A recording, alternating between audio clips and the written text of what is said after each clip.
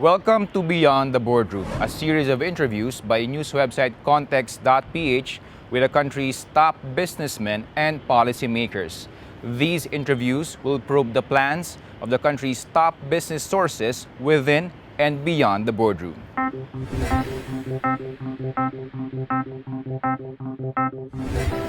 In this maiden episode of Beyond the Boardroom, we will talk to businessman Manuel V. Pangilinan, more popularly known by his initials MVP.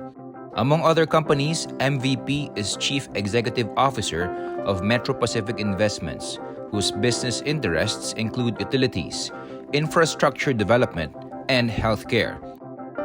With only a few months before his 77th birthday, MVP speaks about his retirement and the succession plan for businesses under the Metro Pacific Group, the things they are looking for in their search for new CEOs, the group's foray into agriculture and imminent return to the logistics business, the need for PLDT to develop its intellectual capital business, modular nuclear plants to address energy problems, lessons from sports, and the places he plans to visit as he takes on a less stressful role as a business executive. There are many still growth opportunities, sir, na you're still looking to unlock. For the group, PLDT, you've taken a backseat already many years back. But with all these things going on, we're all on the clock. Is retirement, ba, sir, on your vocabulary or on your radar? Well, increasingly, not only in mine, but in others, I can assure you. So, it's in front of my face. I know I only have X years to go, my useful life. And, I'm planning for that, right? So, it's really difficult to find the right people. Especially, you have to foreshadow what the future CEO might be, di ba? In a fast-changing world, no? Especially not only the types of business we might get into in the future, but also the kind of skill base that's needed by our CEOs for the future. And I think an invaluable part or quality would be somebody who is familiar with deploying technology to improve efficiencies and to improve the potential as well of the business moving forward. I think that is inescapable, no? Even with respect to existing businesses, but as well as the new businesses. So I think we probably have certain stringent requirements that we're looking for in terms of the future CEOs of this group. No? So, but we've started the process to look, and I think generally the core of CEOs is aging. Our board of directors also aging, and some of our directors are not too healthy. So we need to address that as well. Replaceable, hopefully, by younger folks that are attuned to technology. Are there other non-negotiable traits that you're... Well, certainly, I would call honesty, integrity, meaning not only financial integrity, but also intellectual integrity, right? In other words, you're able to say what it is or to report what needs to be reported to the board, to management, etc. I think that's very, very essential. And part of the problems we recently experienced is precisely that. There are two basic pulls that are governing the direction of PLDT itself as a fundamental matter. Where I think on the one part of it is the requirement of our shareholders and the board for us to continue managing the businesses as they exist and as we think technology would impact the existing businesses and produce profits, not only profits but also increasing levels of profits. And that's not only do they want to see a certain level but also increasing. Where is the growth? We were always asked that. So we're managing that business for growth as well, no? And managing it hopefully as efficiently as we can. And in many ways, technology plays a part as it impacts on 5G, on home broadband, and on enterprise. No? The other bit of it And the other thing that which we have to pay more attention to is our ability to really develop an intellectual capital business on top of the physical layer of PLDT, which is the largest network in this country by far, no, compared to anybody else. We have to focus on that because that's really where the future values would be for the company. Solutions for companies, applications for both individuals and companies. And because the companies themselves, whether here or abroad, are looking for technology to improve their own businesses. Like our hospitals, MPIC has, Metro Pacific has this health app called MWell, which I think could be a breakthrough solution to our hospitals because it just delivers the healthcare services to the broad mass of people in this country. You know? So we have to look at that. PLDT's got to take a look at those things, and I've encouraged them to take a small piece of equity in MWell and in the app of Tollways called Drive Hub, which is a travel app. So those things, including the data centers, not just the hosting, the real estate part of it, but also the intellectual capital layer that businesses and individuals need, no? For them to use technology to improve their lives. Ayun. But at the same time, you have to take care of your telco business and show the profits, right? It's an age-old requirement. The impact on your management is that the message has always been, you must be good managers of your business to meet the objectives of your shareholders, but you must also be entrepreneurial to drive the growth because your shareholders and your people are also looking for growth of this business. Because if you're static, then you're not exciting. And unfortunately, the telco businesses, I think here and elsewhere in the world, are not seen to be growing as fast as the others. No? So that the other side of the fence, the intellectual capital side, appears to be valued more. And on that side, the more money you lose, the more valuable the company is. By that token, TV5 should be one of the most valuable companies in the Philippines, right? It's quite nascent, right? I think we subscribe to the notion that because we're an archipelago, certain of the large provincial islands really need that, like Cebu, Negros, Bohol certainly, and others, no? Because the grid is not there to be able to supply them adequately. So I think a small nuclear modular plants would be the answer, we think. No? The technology is not here yet. In fact, in the US, they've talked about it. I think they're in the proof of concept stage. And the US Nuclear Energy Commission, which regulates the nuclear energy in the States, has just approved, I think, two plants with this modular thing. And so our understanding is that those plants will be put into commercial operations in 2026, 27. So we have to wait for that, right? Before so you're looking at 4 or 5 years from today before we can before the US can export the technology to us. No? So it's not a quick fix. So we just want to manage expectations that, there's these small plants that are nuclear and we don't have to depend on the Arabs for our oil and gas and blah, blah, blah. I think eventually it will come, but it's not here. It's not here yet. The second part of it, are we ready? Are we preparing ourselves for that day when nuclear comes here? And I think it will. So number one is that do we have enough nuclear people, nuclear scientists, nuclear engineers, such that when it is built, we can operate the plant properly, right? Because you're talking about The expertise needed. Yeah, we don't want a Chernobyl in the Philippines, right? So that's one. And then on the regulatory side, the government side, they should be ready as well because you need a regulator precisely to be able to regulate these nuclear plants because unlike, say, coal plants, they're not as dangerous as these. No? So that's why I think in the papers yesterday I was quoted saying we should prepare for that day by sponsoring scholarships for nuclear engineers in this country so that we have adequate staff. Certainly, we probably would need to import, but at least we have certain Filipino engineers, and on the regulatory side, they're ready as well.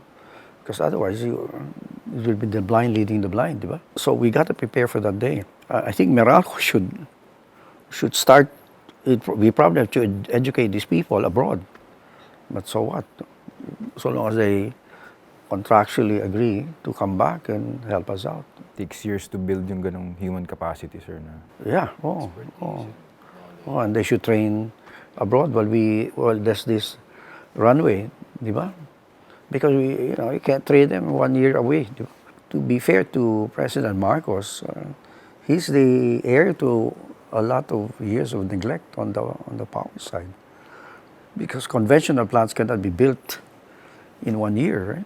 It takes a while. If you're building 600 megawatts, 1,000 megawatts, it takes a lot of money, it takes a lot of years to build, commission, and operate. What are your thoughts on the incumbent administration? Are there pleasant surprises with regards to economic or non-economic policies that you've seen so far? I would say pleasant surprises, I must say, but it's a great sea change from where it was compared to the previous two administrations, and because the president is very engaging. He has a quick grasp of the issues. He is intellectually curious. He asks questions, and relevant questions. Very basic to him is he really means to do good, to accomplish something good for our people, no? And I think he's very serious about it. And he's looking for that in a very, very serious way, no? Taken in the round, that's an excellent. Those are excellent traits, no? And he's open to business helping him out for this economy to improve further, no? So it's a good start, and I think business should respond to the calls he's made in certain sectors like agri, for example, and other areas, no? Sir, speaking of your recent ventures into food and agribusiness, I know this is something that you've already talked about in a number of interviews, but could you also articulate further the potential that you see in this market? How big of an upside are you seeing in this sector? Since the time I came back to work here from Hong Kong, increasing importation levels of food items into the country, and that's sad to see, no?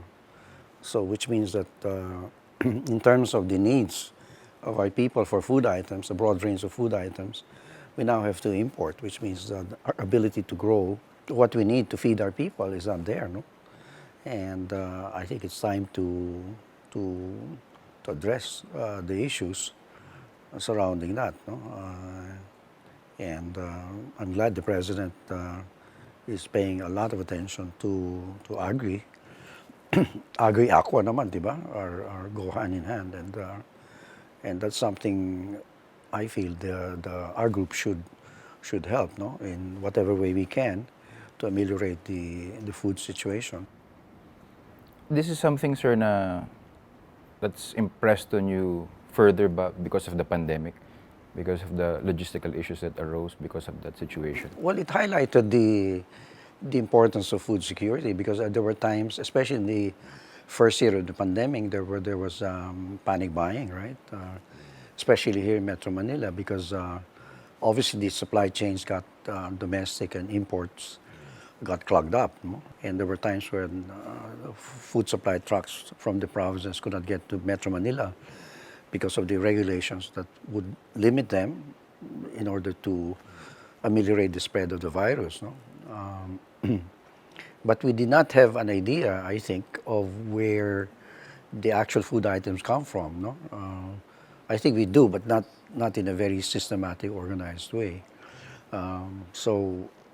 That's something that should be part of the overall agri plan, no? Or the supply chain related to food items. the factor inputs that get into the production of food, no? In this country, whether it's fresh food or canned food or cooked food. No?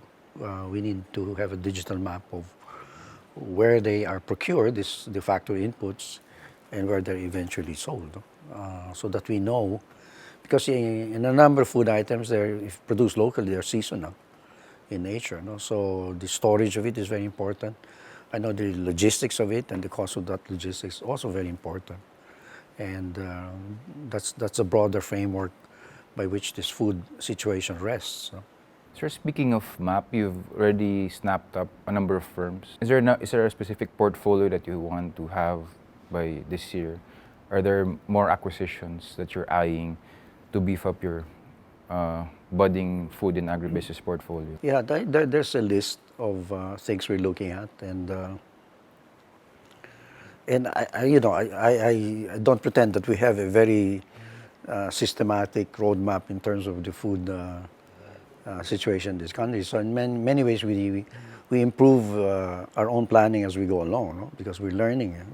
These are new businesses for us. The dairy side of it, the coconut side of it, and then the agri side of it. The main challenge on the agri side is our ability to get into commercial farming, where you need significant amounts of land, and you have to develop, the science and the management of large commercial farms. No? So the first question, where are those available? And the principle we're adopting is very similar to what Indonesia and Malaysia have adopted, namely to lease the land and not to buy them, because we want to put the money where the production inputs are, to produce the food. So yun ang we need for commercial farming, like the staple items. You do need large-scale farming in order to reduce the cost and make it available, hopefully on a year-round basis. No?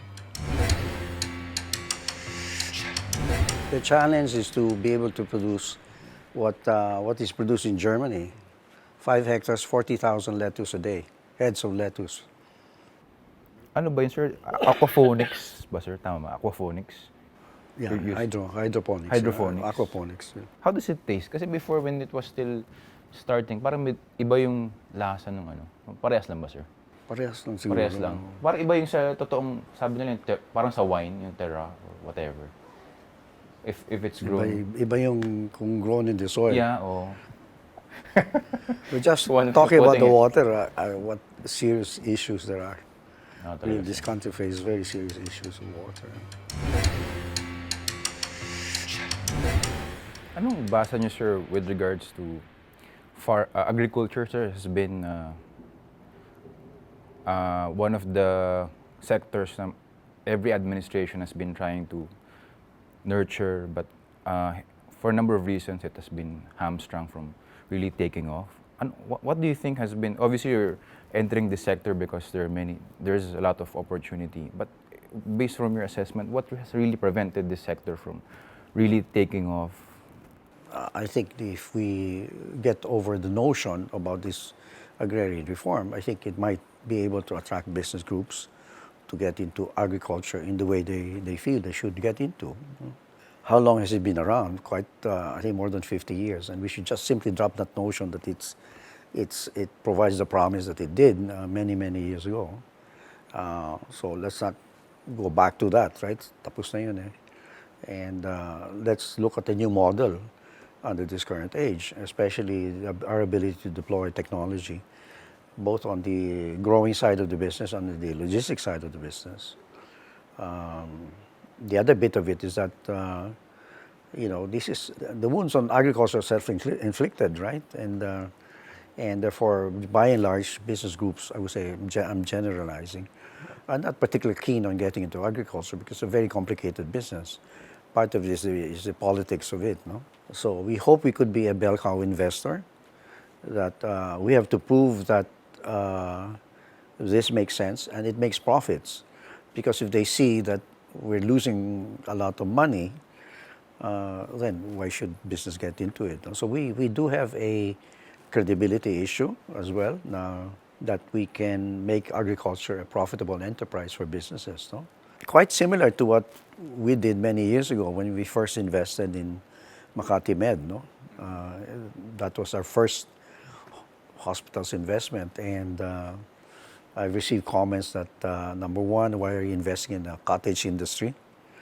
Because one's impression of hospitals, it's what our one and only at the time, and so forth. So that's one. And number two, so very similar. Carmen's Best is not a particularly large enterprise, and it won't move the needle for Metro Pacific anyway. So I received a comment yesterday that, is this a deodorizer for you? I can assure you that that's not the intention. We're serious about this. No? We're investing not for us to look good, right, to anybody. Ayun, then we have to show performance. Oh, of course, to our shareholders, to our board, that this makes sense, and that eventually we can scale up. No? We can scale up to make it a meaningful contributor, not only to Metro Pacific, but to the larger economy. No? Because it's not only does it offer the potential, but it is a need of our people, di ba? We have to feed our people first, rather than importing what we may want to import. Isn't that very basic? From food, sir, you mentioned logistics. I remember before that this was also one of the new and areas that you're looking for growth. What became of it, sir? And how is it doing? Well, we did dip our toe in the water, maybe more than a toe, maybe our feet in the water, in logistics many years ago, and I think we failed. This is the Metro Pacific side of logistics, and so that doesn't mean we shouldn't try again, no? So we're looking at a different approach as to how we could build a logistics business. We haven't done so.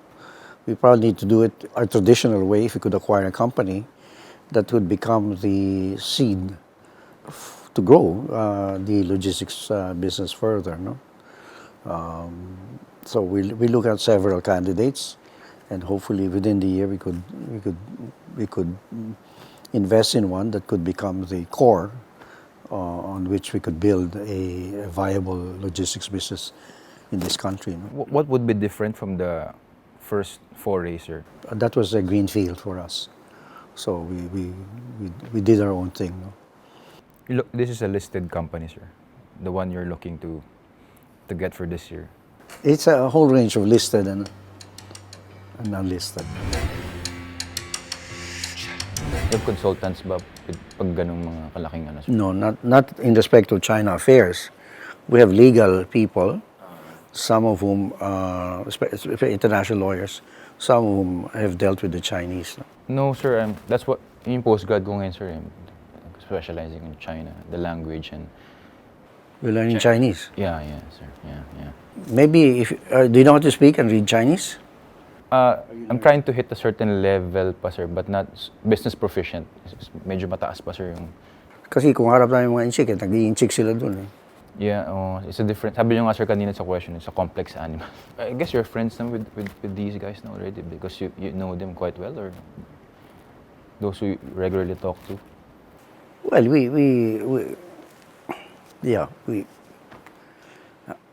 because my overriding objective is to really determine whether there's gas there or not. Kung wala anong pag-aawayan natin? Isda. Di ba? Well, maybe it's important, but at least in respect to PXP Energy, yun ang importante. Is there gas here that's worth quarreling about? Kasi wala naman, then we just withdraw. Di ba? Bahala na yung iba dun.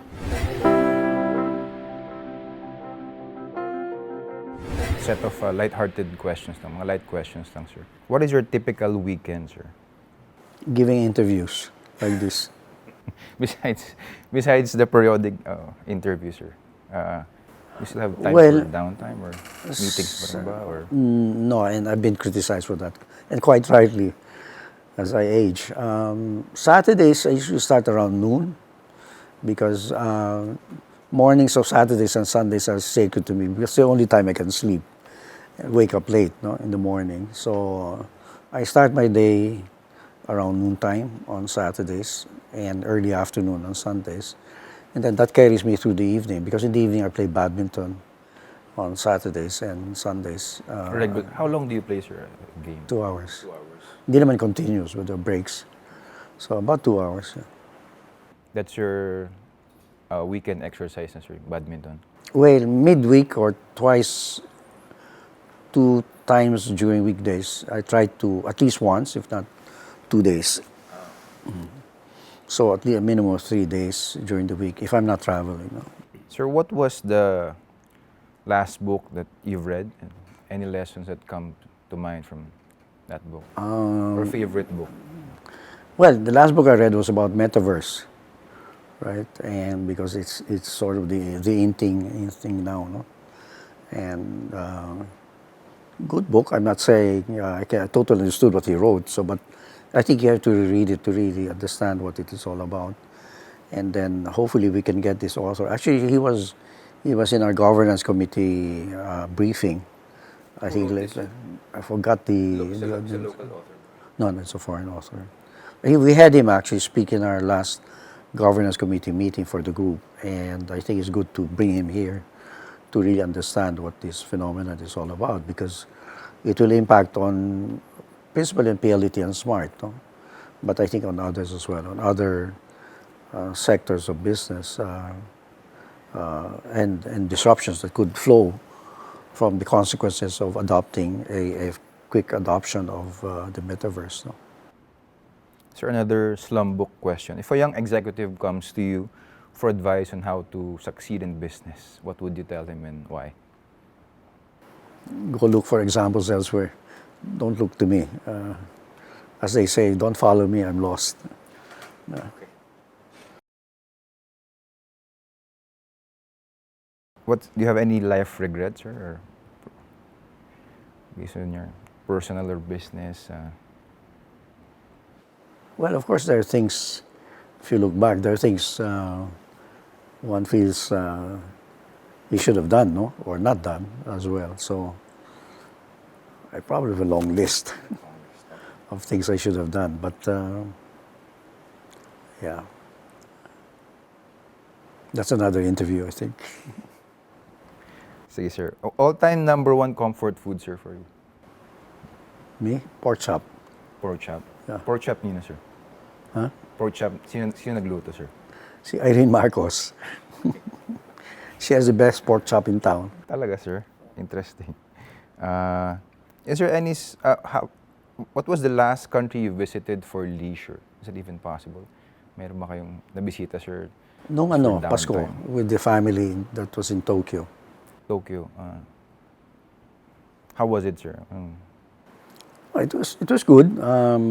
Mixed with, you mix business with family time and shopping, and it turns out also last December, post-Christmas, Anthony Salim and his family were also in Tokyo, and we're staying in the same hotel as we were.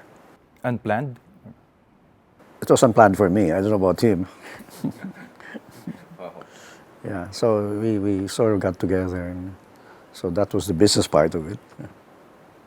One time we did it with Vic Tinsay.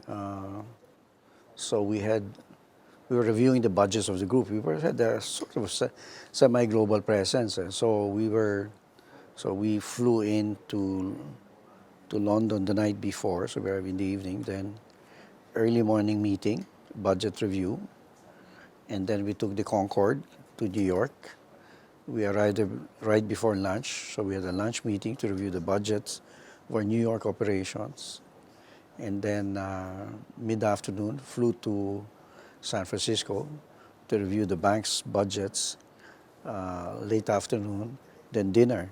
So in one day, I had breakfast in London, lunch in New York, and dinner in San Francisco, all on the same day. Sir, besides watching basketball and playing badminton, are there other activities you do to distress or let your hair down? Or? Well, I don't know. I think principally those two. Breaks with the family is a de-stressing moment for me as well. But also even the informal uh, conversations with our executives and with the badminton crowd, it just diverts your attention from the exigencies of the business, di ba? So, yun, it helps. But one important lesson for sports is that number one, for this kind of a job, you really need to be physically fit. If you're not, I think that's one lesson I've been trying to stress to our executives, that they really need to adopt a sport, and so they can be healthy, you know. But also, you do know that if when you play badminton or any other sport, that you have to focus on that activity at the time you're playing, you know? Because if you bring your problems on the court, you know for certain that you will not play well. Diba? So what's the point of engaging a physical activity if you're not serious about it, or at least not focus on doing what it is you're doing, no? So, yun, importante yun eh. There are valuable lessons in sports that carry over to life in general, di ba? Apart from those, there are many other lessons, because it's a metaphor for life, isn't it? Sports is so. Tama ba, sir, the First Pacific office sa Sumulong, you're turning it into a sports center, or? No, that's the First Pacific Leadership Academy in Antipolo. Yeah. I think we built the two sports centers there. The badminton, I understand, will be ready for use by the third week of April. There's a new court, sir? Yeah. We built that eight courts, and I think it's championship quality, no? Including the new lights that I cleared last night, and the boxing rings for ABAP, Amateur Boxing Association of the Philippines. No? Okay. I live near dun, sir. Minsan nagko-coffee ako dun sa Tipolo. Oo. Nice place. Yeah. Saka, I think they opened it up to cyclists as well. So, Yes. number of cyclists go there. That's right. Have coffee, breakfast. Do you have a playlist, sir, and what songs are in it? Mostly 70s and 80s, yes, I do. 70s, 80s? What are your go-to bands, or meron ba kayong favorite tracks off the top of your head, sir? I see. Mga favorite tunes that you want to listen to relax or whatever? It's mostly the, I guess, the romantic songs, or of course, the Earth, Wind, Fire during the disco. It was also the height of the disco songs at that time, no? So I think that's what I recall. I didn't understand the young kids today, because I don't have any kids, right? So, but they can't seem to cope with the stresses of everyday life. Well, not all of them, but some of them, parang gano'n. Ibang kanilang attitude eh. So I keep telling my pamangkins na, the world doesn't owe you a living. You have to engage the world. You cannot withdraw from it. You have to engage and deal with the world. Not necessarily accept the terms of the world, because it also has its own terms. But you cannot impose your terms on this thing. You cannot. So you gotta deal with it in your own way, in your own time. Oo, sasabi ko nila. Kasi some of them, di ba, medyo... May apo ka na ba sa mga pamangkin, sir? Oo, 12 sila. At 12? One of them is buntis na eh, so I'll be a great-grandfather. Last question, sir, on my end. With the many things, with your various accomplishments, or are there any other things that you want to do or achieve before you hang your hat, or for you other personal bucket list, for personal or business bucket list that you still want to tick off? Well, I know I haven't been to places that perhaps I need to go to. Like, pretty much, I'd like to visit Ephesus for where the Blessed Virgin lived for a while, and then I think that's where she died, in that place. I've been to Jerusalem. It wasn't exactly moving for me, to be honest. It's good to be there, but yeah. I don't know where else. I like to visit Turkey principally because of that's the place where Alexander crossed and spent a number of years. Places of antiquity of people I admire, like Zanda, so maybe Greece is part of that itinerary. Yeah. Apart from those, I've been to other places that are no longer as interesting as before. No? Di ko alam eh, kasi of course I haven't retired before, so I don't know how it would feel to. Pero I think, I don't think I want to be completely out, that you're not doing anything. No? I think mamamatay ako pag ganun. Maybe semi-retired, but not. I think one day I should, di ba? I'm thinking I have a bad cold, di ba? Sana I postpone this. How's your health? Okay naman. Hindi ka mag-stem cell. Stem cell. Mag-stem cell ka ba? You know, somebody suggested, 2 people suggested that recently. How about, sir, your prior plan on buying into an NBA team? Do you think it will ever Masyado mahal na materialize, eh. sir? Masyado na mahal at this Masyado point. mahal. That's hindi na feasible, sir. I don't think so. But Okay. So, Chris, may gusto ka pang dagdag? malapit na yung World Cup, ah. Sir? World Cup. We're probably 170 days, 168 days away. Well, I think part of it is driven by the very fact that I think people, especially the young kids, can learn a lot about values. You ask me what enduring qualities I would look for in our future CEOs. It's the values that have inspired and infused life into the group, no? Such as discipline, hard work, integrity, and so forth. So I think as I said, sports is an activity that carries with it the values that are important into life, and I hope parents do realize that with their young kids as well, to encourage them to take up sports because it's good for them, not only from the physical aspects but from the spiritual aspects in terms of their character formation. If they learn the values of hard work, discipline, fair play, how to behave when they encounter success or failures, I think that's very important. No? And to win, honestly, right? Rather than to win by other means. No?